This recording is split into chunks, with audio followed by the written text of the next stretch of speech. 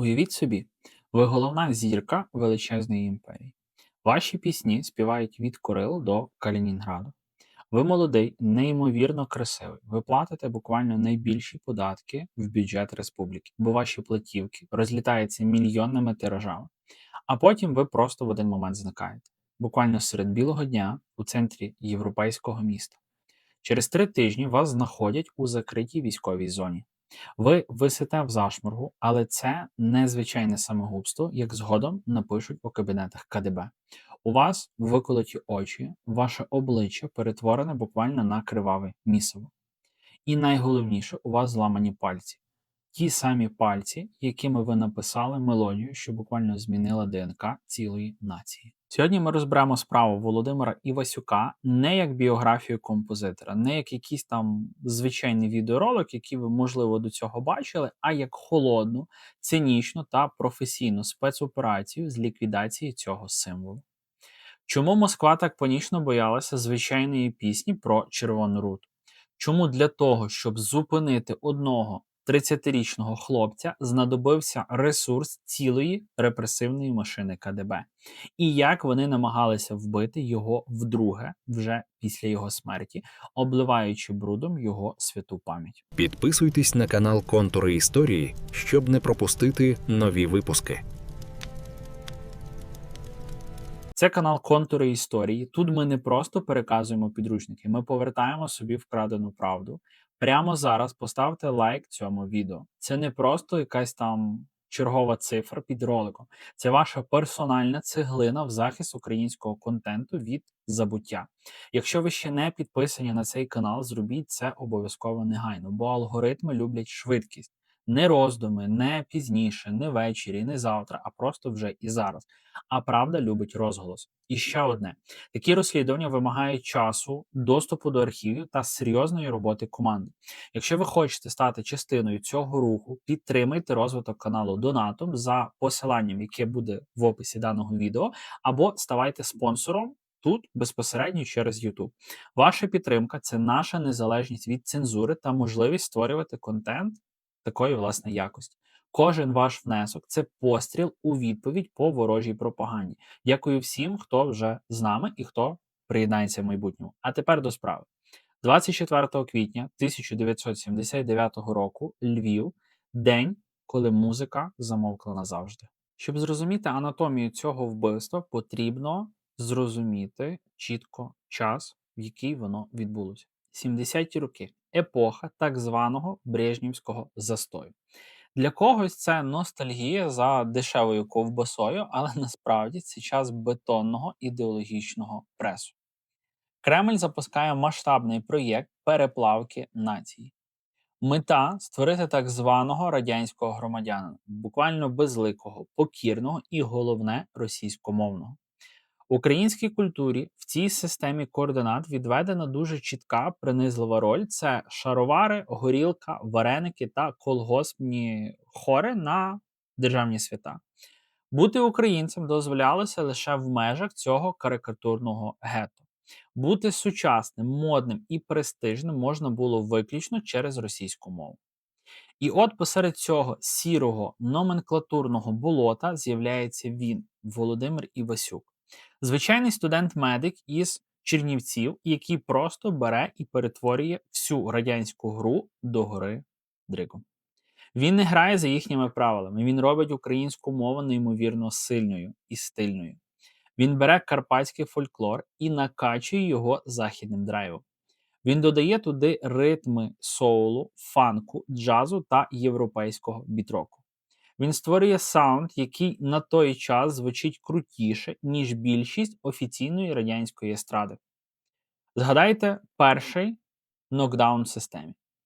1971 рік. Москва. Сцена концертного залу Останкіно.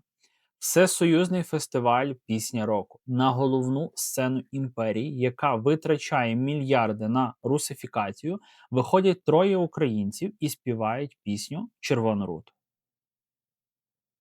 Це був не просто успіх, це був ефект ідеологічної бомби. Пісня миттєво стає вірусною. Без соцмереж, без інтернету, без мільйонних бюджетів на розкрутку. Її співають буквально усі. Від Владивостока до Риги. Її переписують на бобінні магнітофони, під неї танцюють на дискотеках. І ось тут, у кабінетах на Луб'янці, починають напружуватися. Чому ж? Бо Івасюк став тим, кого зараз називають інфлюенсером національного буквально масштабу. Він володів потужною, так би мовити, м'якою силою. Він показував молоді: дивіться, українське це не старе і це не сільське. Українське це фірмово, це класно, це сучасно, це круто, це драйвово. Але була ще одна річ, яку система ненавиділа найбільше. Це, звичайно, як завжди, незалежність. Радянський Союз контролював творчих людей дуже просто через гроші, там якісь певні блага. Хочеш виступати? Пиши пісню про Леніна. Хочеш квартиру чи путівку в Болгарію? Оспівуй комсомол і партію, буде тобі щастя. Але Івасюка неможливо було купити цим пайком. Його авторські гонорари за виконання пісень по всьому Союзу сягали просто астрономічних сум. Десятки тисяч рублів на рік. На той час, коли середня зарплата інженера становила 120 рублів, він офіційно був ледь не мільйонером за мірками СРСР. Він міг дозволити собі найкращу японську апаратуру, найдорожчий одяг, ресторани, поїздки. Він був абсолютно фінансово незалежним від держави, а незалежна людина в тоталітарній системі, звичайно, що це одразу мішень. ГДБ починає діяти за класичною для них методичкою. Спочатку етап вербування, і Васюку пропонують буквально все. Його кличуть переїхати до Москви. Йому обіцяють зелене світло, буквально на всіх телеканалах. Квартири, звання лауреата. Потрібна була лише одна малесенька деталь. Треба перестати бути українським композитором і, звичайно, що стати радянським, всесоюзним. Треба писати пісню про будівництво БАМу.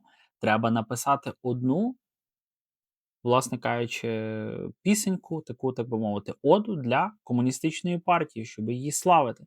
Треба прославити непорушну дружбу народів. Коли всі маститі метри стояли в черзі, щоб написати чергову брехню про партію заради премії, 30-річний буковинець просто сказав ні в величезній тоталітарній машині. Він писав про Карпати, про Сині гори, про водограї і про щире кохання.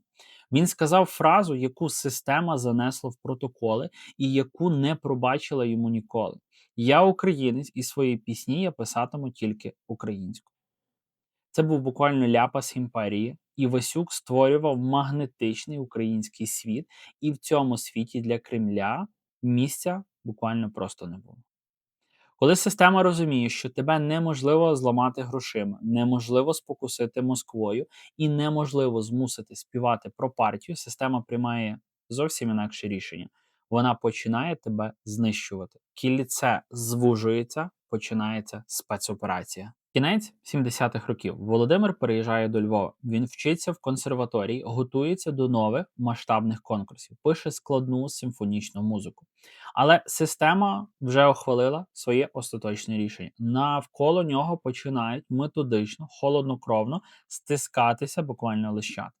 КДБ розгортає проти композитора масштабну спецоперацію, яка розписана як по нотах і складається з кількох послідовних етапів. Етап перший – ізоляція та тотальне параноїдальне стеження.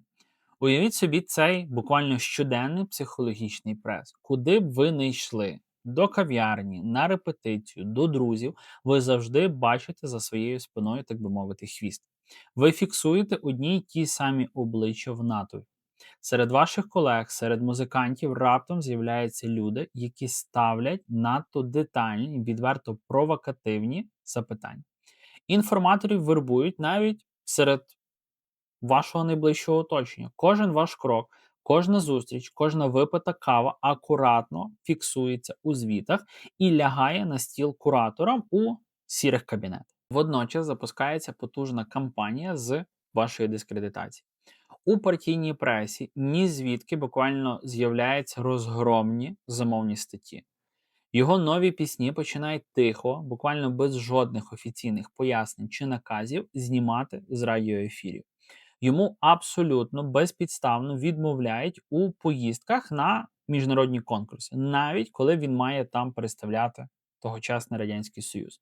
Його намагаються зламати, задушити у вакуумі, змусити буквально приповзти на колінах і просити пощади. Але він мовчить. Він просто продовжує працювати і писати свою музику. І тоді система переходить до етапу під номером 2. До зброї, якої боялися всі буквально дисиденти. Каральна психіатрія. Це був найулюбленіший, найбрудніший і найефективніший метод розправи над інакодумцями в імперії. Логіка була примітивною, буквально до жаху. Якщо ти не хочеш радісно служити радянській владі, отже, ти божевільний. Здорова людина не може не любити партію. Навесні 1977 року Івасюка змушують лягти у психіатричну клініку. Офіційна причина звучить як знущання, нібито через сильне творче, так би мовити, перевтомлення та нервовий зрив. Навіщо це було потрібно КДБ? Все дуже і дуже просто і страшно. Вони готували йому алібі. Вони завчасно, буквально цеглинка за цеглинкою, ліпили йому репутацію людини з нестабільною психікою, схильною до важких депресій і, головне, до суїциду. Що потім, коли, власне, настане так званий час X, у суспільства не виникло жодних зайвих запитань до радянської влади. Але цей ідеальний план чекістів з депресією починає тріщати по швах. Навесні 1979 року Володимир повний життєвої енергії, він готується стати повноправним членом спілки композиторів. Він активно бере участь у всесоюзному конкурсі і перемагає там. Він багато сміється, зустрічається з друзями, планує майбутнє і абсолютно точно не збирається помирати. У нього немає жодних ознак тієї самої важкої депресії, яку йому так старанно прописували в медичних картках. І тоді, зрозумівши, що зламати його не вийде, КДБ переходить до фінального, вже третього етапу ліквідації. Вівторок, 24 квітня 1979 року. День, який назавжди і буквально безповоротно змінив історію української музики. Володимир знаходиться у Львові у квартирі своїх батьків. Близько 1-ї години дня тишу розриває телефонний дзвінок. Розмова триває буквально кілька хвилин. Ми досі не знаємо, хто саме був на тому кінці дроту, але це гарантовано була людина, яку Івасюк дуже добре знав і якій, власне, довіряв. Інакше він би не зірвався з місця. Він швидко одягає свій улюблений світлий плащ, бере в руки папку з нотами, він каже матері абсолютно буденну річ. Мовляв, йде на коротку зустріч у консерваторію і повернеться рівно за годину, бо о 2-й дня в них запланована сімейна поїздка до родичів. Він залишає вдома абсолютно все. Свій паспорт, інші документи, гроші, ключі. Він просто виходить за двері на залиту сонцем вулицю. І, на жаль, зникає вже назавжди. Більше живим його не побачить ніхто. І саме з тієї секунди починається найцинічніший і найстрашніший етап цієї спецоперації – приховування масштабного злочину. Батьки Володимира, відчуваючи біду, б'ють на сполох вже ввечері того ж самого дня. Але львівська міліція поводиться максимально дивно, відверто саботуючи роботу свою. Вони категорично відмовляються приймати заяву про зникнення. Вони відмахуються від згорьованої матері, розповідаючи казки про те, що молодий хлопець просто десь гуляє з дівчатами і скоро повернеться додому. Вони свідомо, наказ за наказом, затягують час. Вони роблять абсолютно все можливе, щоб втратити дорогоцінні перші години, коли людину ще можна знайти, коли свідки ще пам'ятають деталі. Слідчі органи просто імітують бурхливу діяльність, але насправді всі вони чекають вказівок згори. І ці вказівки надходять. Починається майже місяць абсолютної невідомості. Майже місяць справжнього пекла для його батьків та його друзів.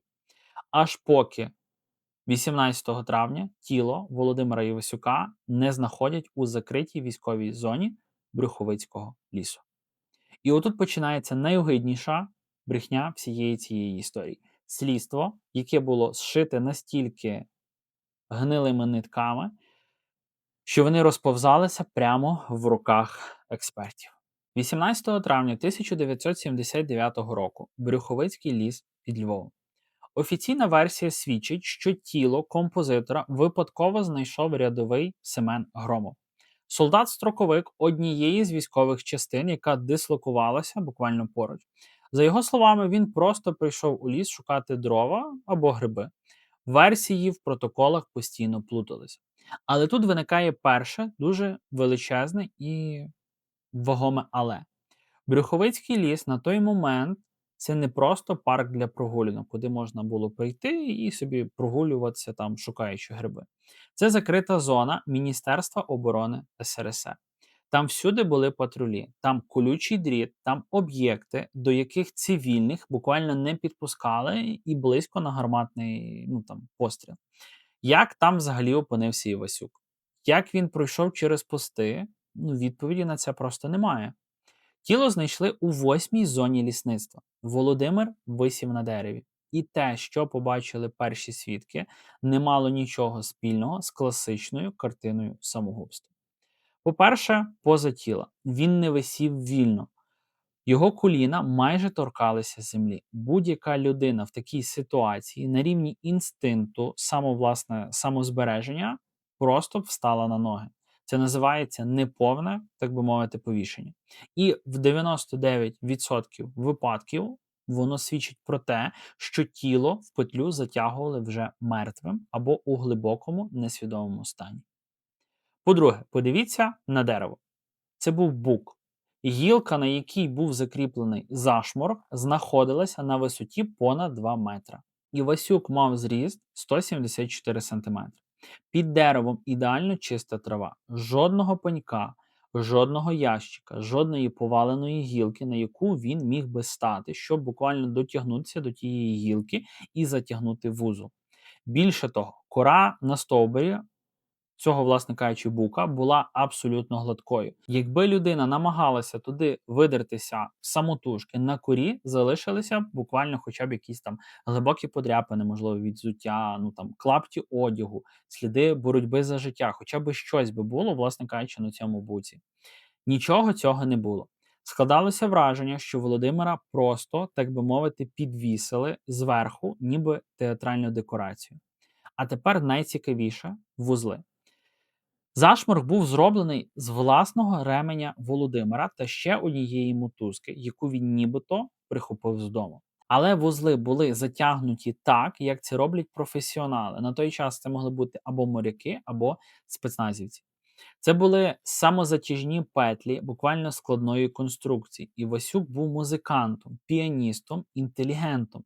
Він ніколи не мав справи з такими, власне, специфічними морськими вузлами. Провести таку складну маніпуляцію, ще й на висоті, в напівтемряві лісу, перебуваючи в стані нібито важкої депресії, це буквально просто за межами людської логіки і, можливо, якихось певних можливостей, власне, Івасюка. Але КДБ було байдуже на логіку. Вони поспішали, тіло зняли і миттєво відвезли на експертизу, не давши родичам навіть наблизитися до місця трагедії. Батько композитора Михайло Григорович Івасюк, професор і письменник, згадував цей день буквально як суцільне пекло. Йому не давали подивитися на сина. Чому? Тому що на тілі були сліди, які неможливо було пояснити повішення. Свідки, які бачили тіло в морзі, а це були медичні працівники, які ризикували кар'єрою, розповідаючи правду, описували просто жахливі речі. Обличчя Володимира було синє, набрякле і явно понівечене. Очі були виколоті. За офіційною версією, це зробили лісові птахи та гризуни. Але чому птахи вибрали тільки очі і не чіпали нічого іншого? Криміналісти знають, виколоті очі – це класичний почерк тортур КДБ. Символічне покарання для тих, хто, так би мовити, бачив зайве або не хотів дивитися на світ радянськими очима. Пальці рук. Вони були не просто зламані, фаланги були розтрощені. Ті самі пальці, які створили водограй, Система ніби говорила: ти більше ніколи не зіграєш своєї музики. На тулубі були численні синці та гематоми, які за формою нагадували удари тупим предметом, ймовірно, підборами чобіт або прикладами автоматів. А під нігтями Володимира знайшли хвою та землю. Але не ту землю, яка була під деревом Брюховича. Це була інша земля. Це свідчить про те, що він боровся за життя в іншому місті, що він намагався видертися з рук катів, чіпляючись за ґрунт десь у підвалі або на іншому об'єкті, де його тримали всі ці тижні. А тепер подивіться на його одяг. Пам'ятаєте, він вийшов з дому у світлому плащі. Минув місяць, травень 1979 року. У Львові був дощовим. Я, як львів'янин, як ніхто, можу розказати за львівську погоду, яка зранку сніг, в обід сонце, ввечері дощ, вночі знову там сонце чи сніг і так далі. У нас дуже цікава погода, тому залишатися місяць, якщо б його тіло провисіло там в лісі, залишатися світлим, гарним там охайним плащем, так далі, це просто нереально було. Якби тіло дійсно висіло в лісі 24 дні, буквально під відкритим небом, одяг мав би перетворитися на брудне шмаття, він би просто згнив, був би вкритий пліснявою та комахами. Але плащ був відносно чистим. На ньому не було слідів розкладання, які характерні для такої тривалої експозиції. Взуття, модельні туфлі були чистими. Повторюю, людина нібито прийшла пішки через лісовий масив, через лісові хащі, через болото, через закриту зону, але на його підошвах, власне, його туфель не знайшли навіть залишків лісового ґрунту. Ну, тобто він туди, мабуть, прилетів, що він, власне, свої туфлі ніяк не забруднив землею. Висновок напрошується просто сам собою. Івасюка вбили в іншому місті, його тримали в ізоляції, його катували, намагаючись вибити якусь інформацію або згоду на співпрацю з радянською тоталітарною машиною. А коли зрозуміли, що цей хлопець зроблений буквально з іншого тіста, його безжально стратили. А тіло просто підкинули у Брюховицький ліс за кілька годин до того, як його випадково знайшов солдат Громов, який вийшов просто на прогулянку закритою територією, закритим об'єктом позбирати грибочки. Але машина пропаганди вже працювала на повну потужність. На першу судову експертизу призначили, звичайно, що своїх людей, тих, кого потрібно. Професора Ганзлюка, який очолював кафедру судової медицини, буквально викликали на килим до обкому партії. Йому чітко сказали, висновок має бути один – самогубство, психічний розлад і крапка. Коли Ганзлюк спробував заперечувати, власне кажучи, вказуючи на характерні сліди тортур, йому нагадали, що в нього є сім'я, діти і його кар'єра. Ну і він, звичайно, що здався. У першому протоколі з'явився запис про те, що Івасюк повісився сам у стані глибокої депресії. Але навіть у цьому сфальсифікованому документі були дивні протоколи. Наприклад, там було вказано, що в шлунку композитора не знайшли залишків їжі. Це означає, що перед смертю його довго морили голодом. Самогубця, який вирішив піти з життя, зазвичай не катує себе голодом упродовж тижня, перед цим, власне кажучи, це ознака полону. Годинник на руці Володимира зупинився о 4:30 ранку. Але якої саме доби? Слідство не дало відповіді. Вони просто хотіли якнайшвидше поховати справу, але вони не врахували одного. Львів – це не Москва. Тут неможливо приховати вбивство національного героя. Місто вже гуло. Люди передавали з вуст в уста деталі того, що бачили в морзі. Країна почала прокидатися, і те, що мало стати тихим, безневинним самогубством, перетворилося на головний нічний кошмар для всього КДБ. Ми розібрали по кісточках всю абсурдність офіційної версії. Ми побачили сліди тортур. А тепер давайте поставимо головне питання будь-якого детективу. Кому це було вигідно? І хто мав достатньо влади, щоб організувати таке ідеальне прикриття? Уявіть собі рівень координації. Щоб ця спецоперація пройшла успішно, потрібно було одночасно змусити львівську міліцію саботувати пошуки щоб, власне, коли батьки вже Володимира били на сполох, якийсь, можливо, герой, можливо, якась порядна там людина, яка працювала в той час в міліції, могла б кинутися на пошуки і могла зірвати цю спецоперацію, власне, знайшовши швидше тіло або, можливо, якимось чином цьому, так би мовити, завадивши.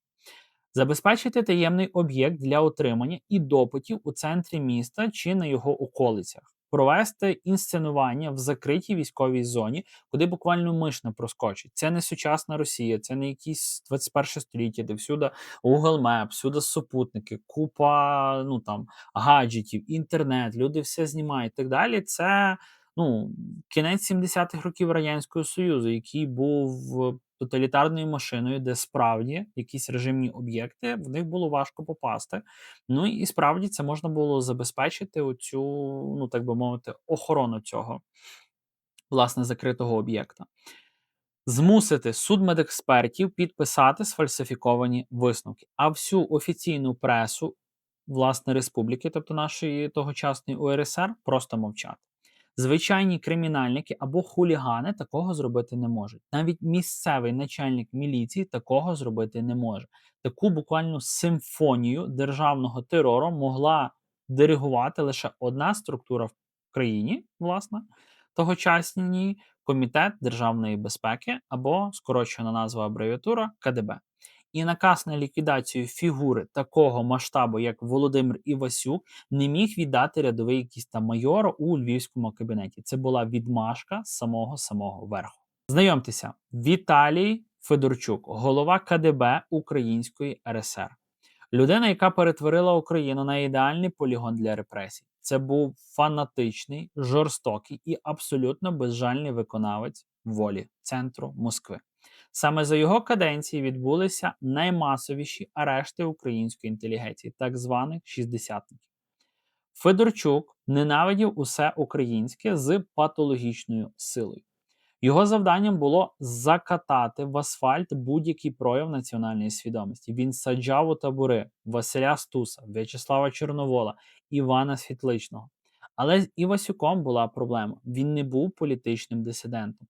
Він не писав маніфестів проти радянської влади, не друкував підпільних газет. Він був просто всього лиш музикантом. Але Федорчук і його аналітики в Києві та Москві чудово розуміли, цей просто музикант буквально небезпечніший за десяток дисидентів. Бо дисидентів читають тисячі, а пісні Івасюка співали мільйони. Він був культурним хакером, який зламав радянський код буквально зсередини. І для генерала Федорчука це був просто персональний виклик. До речі, хотів би також звернути увагу, Федорчук – українське прізвище. Тобто можна припустити, що етнічний українець, його батьки, там, як мінімум, батько був українцем, і, власне, така людина стала катом для української інтелігенції. Як, власне кажучи, в Радянському Союзі це відбувалося, коли людина хотіла чогось досягнути, здобути, тобі потрібно було підписати смертний вирок своєму побратиму, своєму власному народу. А тепер спускаємося на рівень нижче. Львів. Місто, яке імперія завжди вважала, так би мовити, проблемним, на щастя.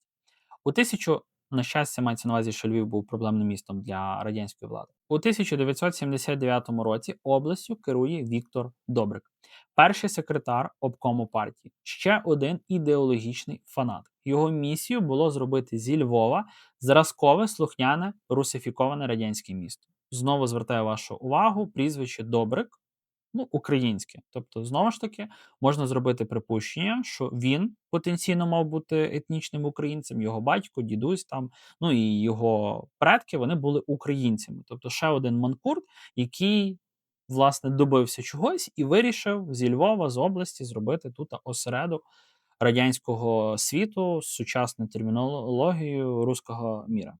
І уявіть собі лють Добрика. У місті, яке він буквально, скажімо так, вважав своїм, у його місті живе молодий, багатий композитор, незалежний, непідвласний йому, який їздить на хорошій машині, має найкращу техніку, одягається за західною модою, відмовляється писати пісні російською мовою. Та ще й буквально має такий колосальний вплив на молодь, що на його концертах люди ледь не зносять зали. Для львівської партійної номенклатури Івасюк був кісткою в горлі. Вони фізично не могли терпіти його буквально існування. Чому саме весна 1979 року? Чому вони вирішили діяти саме тоді? Справа в тому, що Івасюк виходив на новий рівень. Він мав отримати премію імені Островського. Він готувався до вступу в спілку композиторів, що дало б йому офіційну недоторканність і статус метра. Його популярність виходила вже буквально за межі Радянського Союзу. Про нього вже знали в Європі, в Канаді, в США, де була потужна українська діаспора. Система розуміла, якщо не зупинити його буквально зараз, завтра він, власне кажучи, вже стане недосяжний для них. Завтра його вбивство викличе міжнародний скандал. Тому спецслужби розробили план під назвою Брюховицький ліс. Є ще один залізобетонний доказ того, що це була саме спецоперація КДБ. Документи. Коли на початку 90-х років Радянський Союз почав розвалюватися, що зробило керівництво КДБ у Львові та Києві, вони палили, звичайно, що архіви. А найважливіші, найкритичніші справи тоннами вивозили вантажівками до Москви. Справа оперативного розроблення Володимира Івасюка, ті самі папки, де похвилинно буквально було розписано, хто за ним стежив, хто його викрав, хто катував і хто віддавав наказ, досі лежить у спецсховищах ФСБ Росії під грифом «цілком таємно». Подумайте логічно, якщо людина просто пішла в ліс і повісилася через депресію, навіщо засекречувати її справу на понад 50 років? Навіщо ховати ці папери буквально зараз в іншій державі? Росія досі категорично відмовляється передати Україні ці архіви. Вони охороняють цю таємницю настільки ретельно, як креслення буквально ядерних ракет. Бо в цих папках прямі докази того державного тероризму. Вони думали, що ідеально замели сліди. Вони думали, що сфабрикований висновок медекспертів і брехня в газетах змусять людей повірити в цю версію. Але вони не врахували одного єдиного фактора. Вони не зрозуміли, ким насправді був Івасюк для українців. І похорон композитора перетворився на подію, яка змусила генералів КДБ буквально бліднути від люті та їхнього страху. Уявіть масштаб паніки в кабінетах КДБ. Коли вони зрозуміли, що їхній ідеальний план приховати смерть дав тріщину. 22 травня 1979 року, день похорону Володимира Івасюка. Дата, яка стала точкою неповернення для радянської України. Влада робить абсолютно все, щоб зірвати прощання. У всіх, буквально без винятку, вищих навчальних закладах Львова на цей час терміново призначають комсомольські збори з обов'язковою явкою. На заводах та фабриках майстри особисто погрожують звільненням кожному, хто залишить своє робоче місце, хоча б буквально на хвилину. Містом починають свідомо поширювати чутки, що на цвинтарі будуть масові арешти, що там стоять, так би мовити, автозаки, і що кожного, хто прийде, відправлять до Сибіру. Але спрацьовує буквально зворотній ефект. Львів зупиняється громадський транспорт, люди виходять з будинків, кидають роботу, ігнорують накази ректорів і просто йдуть пішки з усіх кінців міста до помешкання Івасюків. Десятки тисяч людей з різними оцінками від 50 до 100 тисяч. Це була не просто траурна процесія, це була перша масова, стихійна, антирадянська демонстрація в Україні за багато десятиліть. Система, яка звикла заганяти людей на паради палицями, буквально з жахом спостерігала, як українці самі добровільно йдуть ховати свого національного героя. КДБ працювало в режимі буквально максимальної істерики. Оперативники в цивільному стояли на балконах, сиділи на дахах будинків і відкрито, демонстративно знімали обличчя людей на камери. Вони хотіли посіяти тваринний страх, вони хотіли, щоб люди ховали очі. Але люди не ховали очі, вони йшли з гордо піднятою головою, дивлячись прямо в об'єктиви клятих чекістів. Напередодні влада дала таємний наказ викупити і знищити всі квіти у Львові та в передмістях Львова, щоб похорон виглядав жалюгідно. Але люди везли квіти в потягах з інших областей. Труну з тілом Івасюка несли на руках до самого Личаківського кладовища. Попереду несли портрет Володимира, а за ним гору квітів, яка була настільки величезною, що для її перевезення потім знадобилося кілька вантажівок. І що найстрашніше для радянської системи, в цьому натовпі не було істерики. Там був холодний, сконцентрований гнів. Коли процесія зайшла на цвинтар, замість радянських траурних маршів десятки тисяч людей почали співати.